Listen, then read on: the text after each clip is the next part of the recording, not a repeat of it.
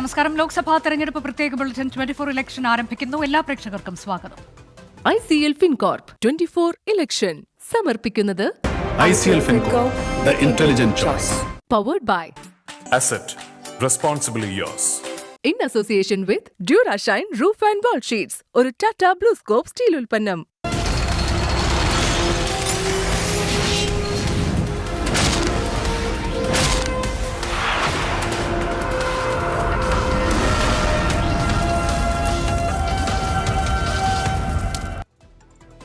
Bank അക്കൗണ്ടുകൾ മരവിപ്പിച്ചതിനെതിരെ CPIM ഹൈക്കോടതിയിലേക്ക്. പിൻവലിച്ച തുക പോലും ഉപയോഗിക്കരുതെന്നത് അസാധാരണ നടപടിയെന്നാണ് CPIM വിലയിരുത്തൽ.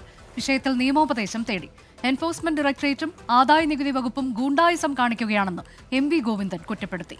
EDയെ ക്ഷണിച്ചു വരുത്തി എന്നായിരുന്നു K മുരളീധരന്റെ പരിഹാസം. പ്രധാനമന്ത്രി നരേന്ദ്രമോദിയെ തന്നെ കരുവന്നൂരിലെത്തിച്ച വിഷയം ദേശീയ തലത്തിൽ ചർച്ചയാക്കാനുള്ള BJP നീക്കത്തിനും കോൺഗ്രസ് വിമർശനങ്ങൾക്കുമിടെയാണ് CPIMന്റെ പ്രതിരോധം. ബാങ്ക് അക്കൗണ്ട് മരവിപ്പിച്ചതിനു പിന്നാലെ പിൻവലിച്ച തുക പോലും ഉപയോഗിക്കരുതെന്ന ആദായ നികുതി വകുപ്പിന്റെ നിർദ്ദേശം അസാധാരണ നടപടിയെന്നാണ് CPIM വിമർശനം. കോടതിയിൽ കേന്ദ്ര ഏജൻസികൾക്ക് തിരിച്ചടിയുണ്ടായാൽ രാഷ്ട്രീയ വേട്ടയെന്ന CPIM നിലപാട് പൊതുജനം ശരിവെക്കുമെന്ന വിലയിരുത്തലിലാണ് പാർട്ടി നേതൃത്വം. എൻഫോഴ്സ്മെന്റ് ഡയറക്ടറേറ്റും ആദായ നികുതി വകുപ്പും CPIMനോട് ഗുണ്ടായിസം കാണിക്കുകയാണെന്ന് സംസ്ഥാന സെക്രട്ടറി MV ഗോവിന്ദൻ. ഈ EDയും അതുപോലെ തന്നെ ഇൻകം ടാക്സും ഒരുതരം ഗുണ്ടായിസമാണ് CPIMനെതിരായിട്ട് ഇപ്പോൾ നടത്തിക്കൊണ്ടിരിക്കുന്നത്. നിയമപരമായ കാര്യങ്ങളെല്ലാം വിട്ട് പാർട്ടിയെ ഭയപ്പെടുത്താൻ വേണ്ടിയിട്ടുള്ള ശ്രമമാണ് നടത്തുന്നത്. അത് നിയമപരമല്ലാതെ എല്ലാറ്റിനെയും നിയമപരമായി കൈകാര്യം ചെയ്യുക എന്നുള്ളത് തന്നെയാണ് ഉദ്ദേശിക്കുന്നത്. കരുവന്നൂരിൽ EDയെ CPIM ക്ഷണിച്ചു വരുത്തിയതെന്ന് K മുരളീധരൻ. ഈ ബാങ്കിൽ ഈ കവർച്ച നടത്തിയില്ലായിരുന്നെങ്കിൽ ED വരില്ലായിരുന്നു. ഏതായാലും EDയെ വിളിച്ചു വരുത്തി ഇപ്പോൾ ഒരു കോംപ്രമൈസ് നടക്കുകയാണ് മുഖ്യമന്ത്രി. സംഘിത്തലവനായി കേരളത്തിൽ പിണറായി മാറിയിരിക്കുക. കരുവന്നൂർ കേസിൽ CPIM ജില്ലാ സെക്രട്ടറി MM വർഗീസിനും PK ബിജുവിനും നാളെ ഹാജരാകാൻ ED നിർദ്ദേശം നൽകിയിട്ടുണ്ട്. 24 തൃശൂർ. സംസ്ഥാനത്ത് നാമനിർദ്ദേശ പത്രിക പിൻവലിക്കാൻ ഇനി ഒരു ദിനം കൂടി മാത്രം. പ്രചരണാവേശത്തിൽ ആരോപണ പ്രത്യാരോപണങ്ങളുമായി മുന്നണികൾ. തിരുവനന്തപുരത്ത് മത്സരം UDFും BJPയും തമ്മിലെന്ന് പറയുന്നത് ഒത്തുകളിയുടെ ഭാഗമെന്ന് LDF സ്ഥാനാർത്ഥി പന്ന്യൻ രവീന്ദ്രൻ പറഞ്ഞു. 24 എക്സിക്യൂട്ടീവ് എഡിറ്റർ ഗോപികൃഷ്ണൻ നടത്തിയ മീറ്റ് ദി കാൻഡിഡേറ്റിലായിരുന്നു പ്രതികരണം. തിരുവനന്തപുരത്ത് NDA സ്ഥാനാർത്ഥി രാജീവ് ചന്ദ്രശേഖരനെതിരെ LDF പരാതി നൽകി. തിരുവനന്തപുരത്തെ UDF സ്ഥാനാർത്ഥി ഡോക്ടർ ശശി തരൂരിനെതിരെ രൂക്ഷ വിമർശനമാണ് LDF സ്ഥാനാർത്ഥി പന്ന്യൻ രവീന്ദ്രൻ നടത്തിയത്. UDFും BJPയും തമ്മിലാണ് മണ്ഡലത്തിൽ മത്സരമെന്ന ശശി തരൂരിന്റെ പരാമർശമാണ് പന്ന്യനെ ചൊടിപ്പിച്ചത്. ശശി തരൂരിന്റെ ലക്ഷ്യം ഇടതുപക്ഷത്തിന് ലഭിക്കേണ്ട ന്യൂനപക്ഷ വോട്ടെന്ന് 24ന്റെ പ്രത്യേക ഇലക്ഷൻ പരിപാടിയായ മീറ്റ് ദ കാൻഡിഡേറ്റിൽ പറഞ്ഞു. ഈ തിരുവനന്തപുരത്ത് നടക്കുന്നത് തമ്മിലുള്ള മത്സരം, നമ്മൾ തമ്മിലുള്ള മത്സരം എന്ന് പറയുന്നത് രണ്ടുപേരും തമ്മിലൊരു ഒത്തുകളിയുടെ ഭാഗമായിരിക്കും. ചിലപ്പം നിങ്ങൾ ഏതെങ്കിലും ഒരു ന്യൂനപക്ഷത്തിൻ്റെയോ ആരുടെയെങ്കിലും വോട്ട് കിട്ടാൻ വേണ്ടി ചില നയങ്ങൾ സ്വരൂപിക്കുന്നു എന്ന് പറയുന്നതിൽ ഞാനില്ല. പൂർണ്ണമായ ആസ്തി വിവരം സത്യവാങ്മൂലത്തിൽ ഉൾപ്പെടുത്തിയിട്ടില്ലെന്ന് കാട്ടി തിരുവനന്തപുരത്തെ NDA സ്ഥാനാർത്ഥി രാജീവ് ചന്ദ്രശേഖരനെതിരെ LDF തെരഞ്ഞെടുപ്പ് കമ്മീഷന് പരാതി നൽകി. UDF MPമാർ വാ തുറന്നാൽ കേരളത്തിനെതിരാണ് പറയുന്നതെന്ന് മുഖ്യമന്ത്രി ആരോപിച്ചു. ഏതെങ്കിലും ഘട്ടത്തിൽ ഇവിടുത്തെ കോൺഗ്രസ്സുകാര് കേന്ദ്ര ഗവൺമെന്റ് സ്വീകരിക്കുക തെറ്റാണെന്ന് പറയാൻ തയ്യാറായോ? എല്ലായ്പ്പോഴും കേന്ദ്ര ഗവൺമെന്റ് കൂടിയായിരുന്നു, കേരളത്തെ കുറ്റപ്പെടുത്തിക്കൊണ്ടിരിക്കുകയായിരുന്നു. ന്യൂനപക്ഷങ്ങൾക്ക് സമാധാനം നൽകുകയും ജനാധിപത്യവും ഭരണഘടനയും സംരക്ഷിക്കുകയും ചെയ്യുന്നവർക്ക് വോട്ട് ചെയ്യണമെന്ന ആഹ്വാനവുമായി കേരള മുസ്ലിം ജമാഅത്ത് ജനറൽ സെക്രട്ടറി ഖലീലുൽ ബുഖാരി തങ്ങൾ രംഗത്തെത്തി. സമൂഹത്തിന്റെ ന്യൂനപക്ഷങ്ങളെ ചിന്നിച്ചിതറി ആദി ഭിന്നിപ്പുണ്ടാക്കുന്നവർക്കല്ല, ന്യൂനപക്ഷങ്ങൾക്ക് ഐക്യവും സമാധാനവും നൽകുന്ന കക്ഷികൾക്ക് നിങ്ങളുടെ വോട്ടവകാശം നിങ്ങൾ രേഖപ്പെടുത്തണം എന്നുണർത്തുകയാണ്. നാളെ വൈകുന്നേരം നാമനിർദ്ദേശ പത്രിക പിൻവലിക്കുന്നതിനുള്ള സമയം കഴിയുന്നതോടെ സംസ്ഥാനത്ത് സ്ഥാനാർത്ഥികളുടെ അന്തിമ ചിത്രം വ്യക്തമാകും. വിവിധ ബ്യൂറോകൾക്കൊപ്പം 24 തിരുവനന്തപുരം. BJP ദേശീയ അധ്യക്ഷൻ JP നഡ്ഡയുടെ റാലിക്ക് തമിഴ്നാട്ടിൽ അനുമതി. റൂട്ട് മാറ്റാമെന്ന് അംഗീകരിച്ചതോടെയാണ് റാലിക്ക് മദ്രാസ് ഹൈക്കോടതിയുടെ മധുര ബെഞ്ച് അനുമതി നൽകിയത്. വൈകിട്ട് 4 മുതൽ 6 മണി വരെയാണ് റാലിക്ക് അനുമതി. മനേഷ് മൂർത്തി വിവരങ്ങളുമായി. മനേഷ്, നേരത്തെ ഈ റാലി നടക്കുന്ന ഇടം ഇടുങ്ങിയതാണ് എന്ന് പറഞ്ഞുകൊണ്ടാണ് അനുമതി നിഷേധിച്ചത്. ഇപ്പോൾ റൂട്ട് മാറ്റത്തിലൂടെ ആ റാലിക്ക് അനുമതി നൽകിയിരിക്കുകയാണോ കോടതി? പോലീസും അതുപോലെ തന്നെ ഇലക്ഷൻ കമ്മീഷനും നിർദ്ദേശിച്ച റൂട്ടാണിത്. അതിപ്പോൾ മാറ്റിയിരിക്കുന്നത് കണ്ണപ്പ ഹോട്ടൽ മുതൽ ESI ആശുപത്രി വരെയുള്ള ഒരു സ്ഥലം, ആ ഒരു മേഖലയിലാണ് ഇപ്പോൾ റാലി നടത്താൻ അനുമതി നൽകിയിരിക്കുന്നത്. അത് BJP അംഗീകരിക്കുകയും ചെയ്തിട്ടുണ്ട്. അത് നേരത്തെ പറഞ്ഞിരുന്ന ഒരു സ്ഥലം എന്ന് പറയുന്നത് ബിഗ് ബസാർ എന്ന് പറയുന്ന ഒരു തെരുവ് വഴിയായിരുന്നു ഈ റാലി നടത്തേണ്ടിയിരുന്നത്. അവിടെ വളരെ ഇടുങ്ങിയ ഒരു ഇടമാണ്. അതുകൊണ്ട് അവിടെ റാലി നടത്താൻ കഴിയില്ല എന്നുള്ളതായിരുന്നു, അതിന് അനുമതി നൽകാൻ കഴിയില്ല എന്നുള്ളതായിരുന്നു പോലീസും അതുപോലെ തന്നെ തെരഞ്ഞെടുപ്പ് കമ്മീഷനും പറഞ്ഞിരുന്നത്. അതിന്റെ അടിസ്ഥാനത്തിലാണ് മദ്രാസ് ഹൈക്കോടതിയുടെ മധുര ബെഞ്ചിനെ BJP സമീപിച്ചത്. വളരെ വേഗത്തിൽ ഈ ഹർജി പരിഗണിക്കണം എന്നുള്ള ഒരു ആവശ്യം BJP ഹർജിയിൽ പറഞ്ഞിരുന്നു. അങ്ങനെ ഹർജി പരിഗണിക്കുകയും അതിനുശേഷം ഇപ്പോൾ റൂട്ട് മാറ്റിക്കൊണ്ട് ഈ റാലി നടത്താമെന്നുള്ളതാണ് ഇപ്പോൾ തീരുമാനിച്ചിരിക്കുന്നത്. വൈകുന്നേരം 4 മണി മുതൽ 6 മണി വരെയാണ് സമയം കോടതി നൽകിയിരിക്കുന്നത്. JP നഡ്ഡയുടെ റാലിക്ക് തമിഴ്നാട്ടിൽ കോടതി അനുമതി നൽകി. പാർട്ടി വിട്ട സജി മഞ്ഞക്കടമ്പിലിനെ അനുനയിപ്പിക്കാൻ നീക്കവുമായി കേരള കോൺഗ്രസിലെ മുതിർന്ന നേതാക്കൾ. UDF നേതാക്കളുടെ നിർദ്ദേശപ്രകാരമാണ് അനുനയ ചർച്ചകൾ നടക്കുന്നത്. തിരുവഞ്ചൂർ രാധാകൃഷ്ണനും CP ജോണും സജിയുമായി സംസാരിക്കുന്നുണ്ട്. പുതിയ രാഷ്ട്രീയ തീരുമാനം പിന്നീടെടുക്കുമെന്ന് സജി മഞ്ഞക്കടമ്പിൽ പറഞ്ഞു. അതിനിടെ സജി മഞ്ഞക്കടമ്പിലിനെ പ്രശംസിച്ച് ജോസ് കെ മാണി രംഗത്തെത്തി. തെരഞ്ഞെടുപ്പ് നടക്കുന്ന പശ്ചാത്തലത്തിൽ സജി മഞ്ഞക്കടമ്പിലിന്റെ രാജി ഒഴിവാക്കേണ്ടതായിരുന്നുവെന്നാണ് UDF നേതാക്കൾ പറയുന്നത്. അതുകൊണ്ട് തന്നെ പ്രശ്നം ഉടൻ പരിഹരിക്കാൻ കേരള കോൺഗ്രസ് നേതൃത്വത്തോട് ആവശ്യപ്പെടുകയും ചെയ്തു. ഇതോടെയാണ് അനുനയ നീക്കങ്ങൾ സജീവമായത്. പാർട്ടിയിലെ മുതിർന്ന നേതാക്കൾ തന്നെയാണ് സജീവമായി ചർച്ചകൾ നടത്തുന്നത്. PJ ജോസഫും വിഷയത്തിൽ ഇടപെട്ടിട്ടുണ്ട്. എന്നാൽ എടുത്ത തീരുമാനത്തിൽ നിന്ന് പിന്നോട്ടില്ലെന്നാണ് സജി മഞ്ഞക്കടമ്പിൽ പറയുന്നത്. എടുത്ത തീരുമാനം തീർച്ചയായിട്ടും തെറ്റാണെന്ന് എനിക്ക് തോന്നുന്നില്ല. അപ്പോൾ എന്നെ ആ തീരുമാനമെടുത്ത ശേഷം കേരളത്തിലെ പല രാഷ്ട്രീയ നേതാക്കന്മാരും VN വാസവൻ അടക്കം PC George, Jose K Mani അടക്കം ഈ സംസ്ഥാനത്തെ പ്രധാന രാഷ്ട്രീയ കക്ഷി നേതാക്കൾ പലരും എന്നെക്കുറിച്ച് നല്ല വാക്കുകൾ പറഞ്ഞതിൽ എനിക്ക് സന്തോഷമുണ്ട്. ഏതായാലും ഞാൻ പുതിയ ഒരു രാഷ്ട്രീയ തീരുമാനം എടുത്തിട്ടില്ല. അതേസമയം സജി മഞ്ഞക്കടമ്പിലിനെ പ്രശംസിച്ച് ജോസ് കെ മാണി രംഗത്തെത്തി. സജി മികച്ച നേതാവാണെന്ന് പറഞ്ഞ ജോസ് കെ മാണി പാർട്ടിയിലേക്ക് വരാൻ രാഷ്ട്രീയ തീരുമാനമെടുത്താൽ ചർച്ച ചെയ്യുമെന്നും പറഞ്ഞു. തീർച്ചയായും സജിമോൻ നല്ലൊരു പ്രവർത്തകനാണ്, നല്ല സംഘാടകനാണ്. അവർക്ക് വേണ്ടി ഏറ്റവും കൂടുതൽ ത്യാഗം ചെയ്ത് ഓടിയ ആളാണ്. അതുപോലും വകവെക്കാതെ പോയി എന്ന് പറയുമ്പോൾ തീർച്ചയായും അവരുടെ പാർട്ടിക്കകത്തുള്ള ഒരു വിഷയം തന്നെയാണ്. ഈ പറഞ്ഞ രാജിവെച്ച വ്യക്തി അദ്ദേഹത്തിൻ്റെ ഒരു തീരുമാനം വേണം. അത് കഴിഞ്ഞിട്ട് വേണ്ടേ നമ്മുടെ ആലോചനകളിലേക്ക് വന്നു വരട്ടെ. അതേസമയം മോൻസ് ജോസഫിന്റെ നിലപാടിൽ വിയോജിപ്പുള്ള കൂടുതൽ പേർ പാർട്ടിയിൽ ഉണ്ടെന്നാണ് വിവരം. വരും ദിവസങ്ങളിൽ ഇവരും രാജിവെച്ചേക്കുമെന്നാണ് സൂചന. 24 കോട്ടയം. അതിനിടെ സജി മഞ്ഞക്കടമ്പിൽ രാജിവെച്ച ഒഴിവിലേക്ക് കോട്ടയം ജില്ലാ UDF ചെയർമാനായി EJ അഗസ്തിയെ നിയമിച്ചു. താത്കാലിക നിയമനമെന്ന് UDF കൺവീനർ MM ഹസൻ അറിയിച്ചു. ടോബി ജോൺസൺ വിശദാംശങ്ങളുമായി. ടോബി, തെരഞ്ഞെടുപ്പ് കാലമാണ്, അനുനയ നീക്കങ്ങൾ നടക്കുന്നുണ്ട് സജി മഞ്ഞക്കടമ്പിലുമായി. പക്ഷേ ഒരു താത്കാലിക സംവിധാനം എന്ന തരത്തിലേക്കാണോ ഇപ്പോൾ പുതിയ നിയമനം? താൽക്കാലിക സംവിധാനം എന്ന നിലയിൽ തന്നെയാണ് EJ അഗസ്തിയെ നിയോഗിച്ചിരിക്കുന്നത്. നേരത്തെയും ഈ ഒരു സ്ഥാനത്ത് ഇരുന്ന വ്യക്തിയാണ്. അതുകൊണ്ട് തന്നെ അദ്ദേഹത്തെ നിയോഗിക്കാൻ തീരുമാനിക്കുകയായിരുന്നു. തെരഞ്ഞെടുപ്പ് നടക്കുന്ന ഒരു പശ്ചാത്തലമുണ്ട്. അതുകൊണ്ട് തന്നെ UDFന്റെ പരിപാടികൾ ഏകോപിപ്പിക്കുക എന്നുള്ളത് ഒരു കടമയാണ്. ആ ഒരു സാഹചര്യത്തിലാണ് UDF ചെയർമാൻ സ്ഥാനത്തേക്ക് EJ അഗസ്തിയെ ഇപ്പോൾ കൊണ്ടുവന്നിരിക്കുന്നത്. നേരത്തെ മാണി വിഭാഗത്തിന്റെ ജില്ലാ പ്രസിഡന്റാണ് EJ അഗസ്തി. അദ്ദേഹം കുറച്ചുനാളായി പ്രായമായതിനെ തുടർന്ന് സജീവമായി പരിപാടികളിൽ പങ്കെടുക്കാതെ മാറി നിൽക്കുകയായിരുന്നു. എന്തായാലും സജി ഒഴിഞ്ഞ സാഹചര്യത്തിലാണ് ഇപ്പോൾ EJ അഗസ്തിക്ക് വീണ്ടും ആ സ്ഥാനം നൽകിയിരിക്കുന്നത്. വരും ദിവസങ്ങളിൽ സ്ഥിരമായി സജി തിരിച്ചു വരുമോ എന്നുള്ള കാര്യത്തിൽ ഇപ്പോഴും ഒരു വ്യക്തതയില്ല. അനുനയ ചർച്ചകൾ നടക്കുന്നുണ്ട്. അപ്പോൾ അങ്ങനെ വരികയാണെങ്കിൽ ഒരു പക്ഷേ സജിക്ക് തന്നെ തിരിച്ചു കൊടുത്തേക്കാനുള്ള ഒരു സാധ്യതയുണ്ട്. അല്ലാത്ത പക്ഷം EJ അഗസ്തിയിൽ തന്നെ ഈ സ്ഥാനം നിൽക്കുമെന്നാണ് നമ്മൾ പ്രതീക്ഷിക്കുന്നത്. സജി മഞ്ഞക്കടമ്പിൽ രാജിവെച്ച സാഹചര്യത്തിലാണ് EJ അഗസ്തിയെ കോട്ടയം UDF ജില്ലാ ചെയർമാനായി തെരഞ്ഞെടുത്തത്. കോട്ടയത്ത് NDAയും UDFും തമ്മിൽ അന്തർധാരയെന്ന് LDF. തുഷാർ വെള്ളാപ്പള്ളിയുടെ നാമനിർദ്ദേശ പത്രിക തയ്യാറാക്കിയത് കോൺഗ്രസ് നേതാവ് എന്നാണ് ആക്ഷേപം. LDFന്റേത് പരാജയ ഭീതി മൂലമുള്ള ആരോപണമെന്നാണ് NDAയുടെ മറുപടി. തുഷാർ വെള്ളാപ്പള്ളിക്ക് വേണ്ടി നാമനിർദ്ദേശ പത്രിക തയ്യാറാക്കിയത് പ്രസാദ് എന്ന അഭിഭാഷകനാണ്. ഇദ്ദേഹം കോൺഗ്രസിന്റെ പോഷക സംഘടനയായ ഇന്ത്യൻ ലോയേഴ്സ് കോൺഗ്രസിന്റെ ജില്ലാ പ്രസിഡന്റാണെന്നാണ് LDFന്റെ ആരോപണം.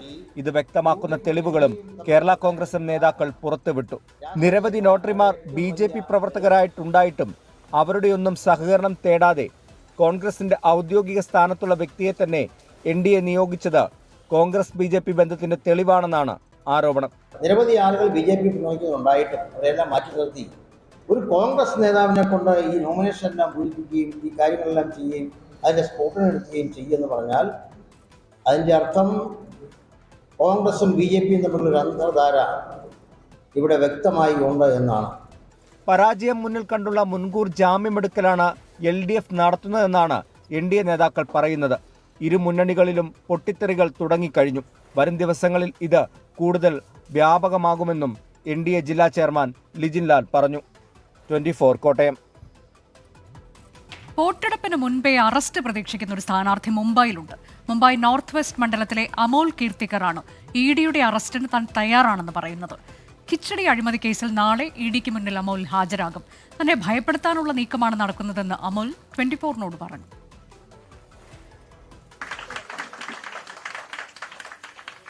സ്ഥാനാർത്ഥി പത്രിക നൽകിയതിന് പിന്നാലെ ചോദ്യം ചെയ്യലിന് ഹാജരാകാൻ EDയുടെ നോട്ടീസ് കിട്ടിയ ആളാണ് അമോൽ കീർത്തിക്കർ. അമോലിന്റെ അച്ഛൻ ഗജാനന്ദാണ് നിലവിലെ സ്ഥലം MP. പക്ഷേ അച്ഛൻ ഷിൻഡെ പക്ഷത്തും മകൻ ഉദ്ധവ് പക്ഷത്തുമാണ്. മകനെ ഉദ്ധവ് സ്ഥാനാർത്ഥിയാക്കിയതോടെ അച്ഛൻ തെരഞ്ഞെടുപ്പ് ഗോതയിൽ നിന്ന് മാറി. എതിരാളിയെ കാത്തിരിക്കാതെ മുംബൈയിൽ പ്രചാരണ തിരക്കിലാണ് അമോൽ. അച്ഛൻ അച്ഛന്റെ രാഷ്ട്രീയം, മകന് മകന്റെ രാഷ്ട്രീയം എന്നതാണ് ലൈൻ. पॉलिटिकल जो उन्होंने एजेंडा या पॉलिटिकल उन्होंने निर्णय लिया वो अलग है, उनका अलग है, मेरा अलग है. तो मेरे ख्याल से मैं जब भी 18 ईयर्स और उसके बाद में जब भी बड़ा हुआ तो मेरे पिताजी ने कभी मुझे ऐसी ज़बरदस्ती नहीं की. हम ओपन माइंडेड है. കോവിഡ് കാലത്ത് അതിഥി തൊഴിലാളികൾക്ക് സൗജന്യമായി കിച്ചടി നൽകാനുള്ള പദ്ധതിയിൽ അഴിമതി നടത്തിയെന്നാണ് കേസ്. ഭയപ്പെടുത്താനുള്ള ശ്രമമാണ് കേസെന്ന് വിശദീകരിക്കുകയാണ് സ്ഥാനാർത്ഥി. ചോദ്യം ചെയ്യലിന് പിന്നാലെ അറസ്റ്റിലായേക്കും, എന്നാലും പേടിക്കില്ല. इंक्वायरी होती रहेगी और इंक्वायरी एजेंसीज जो भी मुझे पूछेंगी मैं उनको सपोर्ट करने से तैयार हूँ और हमेशा करता आ रहा हूँ. उस दिन मैं नहीं गया था, अगले तारीख को मैं जाने वाला हूँ. താൻ കണ്ണുവെച്ചിരുന്ന സീറ്റ് ശിവസേന ഉദ്ധവ് വിഭാഗം കൊണ്ടുപോയ പിണക്കത്തിലാണ് സഞ്ജയ് നിരുപം കോൺഗ്രസ് വിട്ടത്. കിച്ചടി കള്ളനെന്ന് അമോലിനെ ആക്ഷേപിച്ചു. ഒന്നുകിൽ നിരുപത്തെയോ അല്ലെങ്കിൽ നടൻ ഗോവിന്ദയെയോ ശിവസേന ഷിൻഡെ വിഭാഗം അമോലിനെതിരെ രംഗത്തിറക്കുമെന്നാണ് അറിയുന്നത്. ക്യാമറാമാൻ വരുൺ വി നായർക്കൊപ്പം മുംബൈയിൽ നിന്നും ശ്രീനാഥ് ചന്ദ്രൻ, 24. നടയും BJP സ്ഥാനാർത്ഥിയുമായ കങ്കണ റണ്ണൌട്ട് സുഭാഷ് ചന്ദ്രബോസിനെ രാജ്യത്തിന്റെ ആദ്യ പ്രധാനമന്ത്രി എന്ന് വിശേഷിപ്പിച്ചത് വിവാദമായി. സുഭാഷ് ചന്ദ്രബോസിന്റെ തോളോട് തോൾ ചേർന്ന് പ്രവർത്തിച്ച ക്യാപ്റ്റൻ ലക്ഷ്മിയുടെ മകൾ സുഭാഷിണി അലി കങ്കണയ്ക്ക് മറുപടിയുമായി രംഗത്തെത്തിയിരിക്കുകയാണ് ഇപ്പോൾ. जब हमें आजादी मिली तो the first prime minister of India Subhash Chandra Bose वो कहाँ गए? മണ്ഡി മണ്ഡലത്തിലെ BJP സ്ഥാനാർത്ഥി കങ്കണയുടെ ഈ പ്രസ്താവനയാണ് വിവാദമായത്. നേതാജിയെ ആദ്യ പ്രധാനമന്ത്രി എന്ന് വിശേഷിപ്പിച്ച കങ്കണ ട്രോളുകളിൽ നിറഞ്ഞു. അതോടെ 1943 രൂപീകരിച്ച ആസാദ് ഹിന്ദ് ഗവൺമെന്റിൽ നേതാജി പ്രധാനമന്ത്രിയായിരുന്നു എന്ന വിശദീകരണവുമായി അസം മുഖ്യമന്ത്രി ഹിമന്ത ബിശ്വ ശർമ്മ രംഗത്തു വന്നു. ഇതിനെ CPIM നേതാവ് സുഭാഷിണി അലി ചോദ്യം ചെയ്തതോടെ നേതാജിയെക്കുറിച്ച് പറയാൻ കമ്മ്യൂണിസ്റ്റുകൾക്ക് എന്തവകാശമെന്നായി കങ്കണ ഫാൻസ്. സുഭാഷിണി അലി നേതാജിയെക്കുറിച്ച് പറയാനുള്ള തന്റെ അവകാശം വിശദീകരിച്ചു.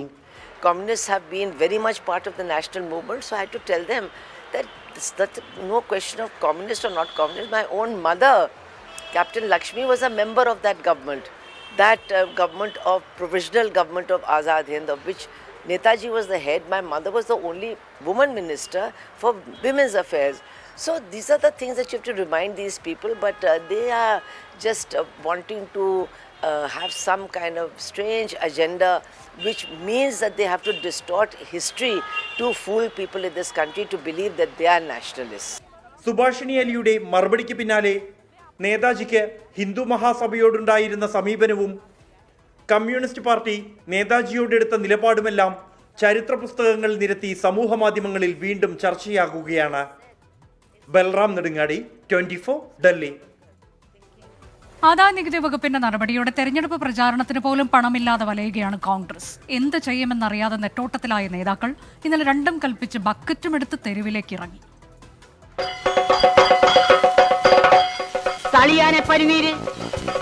പണ്ട് ആനയും അമ്പാരിയും ഉണ്ടായിരുന്ന തറവാടായിരുന്നു, ഇന്ന് ക്ഷയിച്ച് പടുകുഴിയിലായി.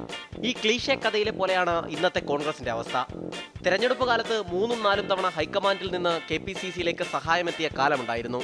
ഇത്തവണ ഹൈക്കമാൻഡിനെ സഹായിക്കാൻ പോലും ആരുമില്ലെന്നാണ് അവസ്ഥ. ഉള്ള മുണ്ടും ഖദറുമൊക്കെയായി നേതാക്കൾ തട്ടിയും മുട്ടിയും ജീവിച്ചു പോകുന്നു. ഖദറുടുപ്പിലെ പോക്കറ്റിൽ തെളിഞ്ഞു കാണുന്ന നിലയിലുള്ള 500 രൂപ നോട്ട് ഇന്ന് ഒരു നേതാക്കളുടെ കയ്യിലുമില്ല. ഉണ്ടെങ്കിലും പരസ്യമാക്കില്ല. കണ്ടാൽ അപ്പോൾ തന്നെ സംസ്ഥാന നേതൃത്വം പിരിവ് ചോദിക്കും. തെരഞ്ഞെടുപ്പിനെ നേരിടാൻ പിന്നെ എന്താണ് വഴി? ഇനി നമ്മൾ എന്ത് ചെയ്യുമല്ലയ്യ? അതിന് എന്റെ ഇല്ലാത്ത ബുദ്ധിയിൽ ഒരു ഐഡിയ തോന്നുന്നുണ്ട്. സാധാരണക്കാരെ പിടിക്കാം, പിരിവിനിറങ്ങാം. കെ കരുണാകരൻ മന്ദിരം INTUC ഫണ്ട് സമരാഗ്നി. താഴെത്തട്ടിൽ പ്രവർത്തകർ പിരിച്ചുമെടുത്തു. നേതൃത്വത്തിന്റെ ആഹ്വാനം കൊണ്ട് മാത്രം പണമെത്തില്ല. അങ്ങനെ നേതാക്കൾ നേരിട്ടിറങ്ങി. തിരുവനന്തപുരം പാളയത്ത് KPCC ആക്ടിംഗ് പ്രസിഡന്റ് MM ഹസനും DCC പ്രസിഡന്റ് പാലോട് രവിയും നേതൃത്വം നൽകി. ബക്കറ്റും പിടിച്ച് MM ഹസൻ മുന്നേ നടന്നു. നയാ പൈസ ഇല്ലെങ്കിലും ക്യാമറ കണ്ടപ്പോൾ നേതാക്കൾക്കും പ്രവർത്തകർക്കും ഹാലിളകി. മുന്നിലെത്താൻ ഇടിയോടിടി.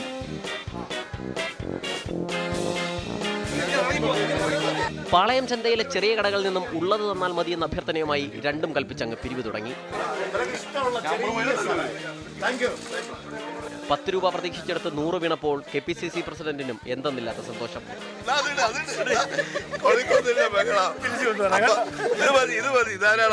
കേന്ദ്ര സർക്കാർ ഇനി എന്തൊക്കെ ചെയ്താലും കോൺഗ്രസിന് തോൽക്കാൻ മനസ്സില്ലെന്ന് MM ഹസൻ.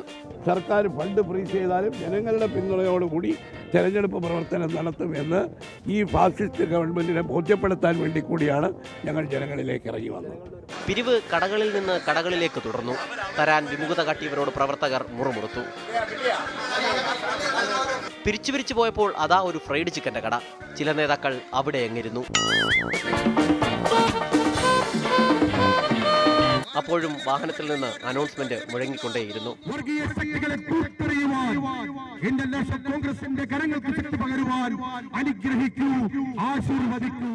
ക്യാമറാമാൻ നന്ദകിഷോറിനൊപ്പം സലീം മാലിക്, 24 തിരുവനന്തപുരം. ഒരടിയുറച്ച പാർട്ടി അണിയോ നേതാവോ തെരഞ്ഞെടുപ്പ് കാലത്ത് വിവാഹം കഴിക്കാൻ തീരുമാനിച്ചാൽ എന്ത് ചെയ്യും?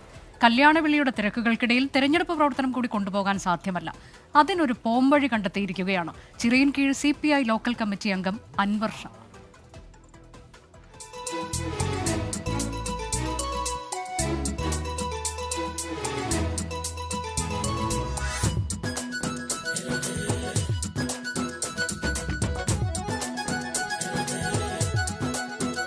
ചേച്ചി തന്നെ കല്യാണമാണ് ഏപ്രിൽ 17 ബുധനാഴ്ച.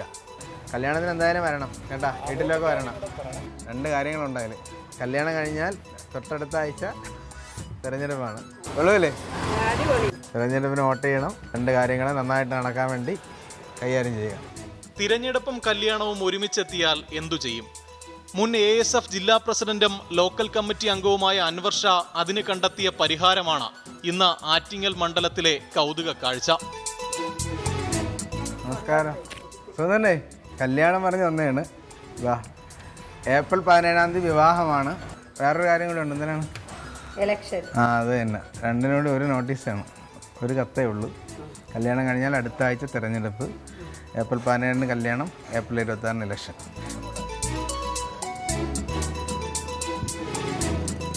കല്യാണമാണ്. എന്താണ് ഇങ്ങനെ ഒരു ഉദ്ദേശം? 2 കണക്കുണ്ട്, തിരഞ്ഞെടുപ്പും കല്യാണവും. ജോയണ്ണൻ ഒരു ഓട്ടം കൊടുക്കും, കല്യാണത്തിന് ആളുകളെ വിളിച്ചതുമായി. കല്യാണം വിളിയാണോ അതോ ഇലക്ഷൻ പ്രചരണമാണോ? കല്യാണം വിളിയോടൊപ്പം തെരഞ്ഞെടുപ്പ് പ്രചരണവും ഉണ്ട്. കല്യാണം വിളിക്കൊപ്പം ഇങ്ങനെ ഇലക്ഷൻ പ്രചരണം നടത്തുക? അതെ, 2 കാര്യങ്ങൾ ഒരുമിച്ച് നടത്തുക എന്നുള്ളതാണ്. സമയം വളരെ കുറവാണ്. ഈ സമയം പരമാവധി ഉപയോഗിച്ച് മാക്സിമം കല്യാണം വിളിക്കുകയും തിരഞ്ഞെടുപ്പ് പ്രവർത്തനം നടത്തുകയും ചെയ്യുക എന്നതാണ് ഉദ്ദേശം.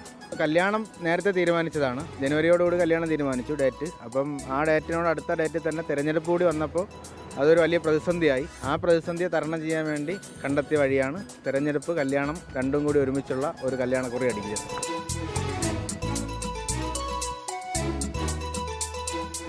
അപ്പോൾ അൻവർ ഷായുടെ കല്യാണക്കുറി എന്തായാലും നാട്ടിൽ ഏറെ ഹിറ്റായിരിക്കുകയാണ്. ഏപ്രിൽ 17 അൻവർ ഷായുടെയും നാദിയയുടെയും കല്യാണം. 26 തീയതിയാണ് തിരഞ്ഞെടുപ്പ്. ആർക്ക് വോട്ട് ചെയ്യണമെന്ന് തീരുമാനിക്കേണ്ടത് നിങ്ങൾ ഓരോരുത്തരുമാണ്. ക്യാമറമാൻ സിറിലിനും ജിതിനുമൊപ്പം MG പ്രതീഷ്, 24 തിരുവനന്തപുരം. സംസ്ഥാനത്ത് തെരഞ്ഞെടുപ്പ് പ്രചാരണം ചൂടുപിടിക്കുന്നതിനിടെ ജനമനസ്സറിഞ്ഞ് 24ന്റെ പ്രീപോൾ സർവേ ഇന്നു മുതൽ പ്രേക്ഷകരിലേക്ക്. വ്യാഴാഴ്ച വരെ രാത്രി 7 മണിക്കാണ് 24 ഇലക്ഷൻ അഭിപ്രായ സർവേ സംപ്രേഷണം ചെയ്യുക. 20 മണ്ഡലങ്ങളിൽ നിന്ന് ഏറ്റവും കൂടുതൽ സാമ്പിളുകൾ ശേഖരിച്ചാണ് സർവേ പൂർത്തിയാക്കിയത്. 24 ഇലക്ഷൻ അവസാനിക്കുന്നു. ഇനി തിരുവനന്തപുരത്തെ LDF സ്ഥാനാർത്ഥി പന്ന്യൻ രവീന്ദ്രനുമായി KR ഗോപികൃഷ്ണൻ നടത്തിയ അഭിമുഖം. 24 ഇലക്ഷൻ മീറ്റ് ദി കാൻഡിഡേറ്റ് കാണാം. നമസ്കാരം.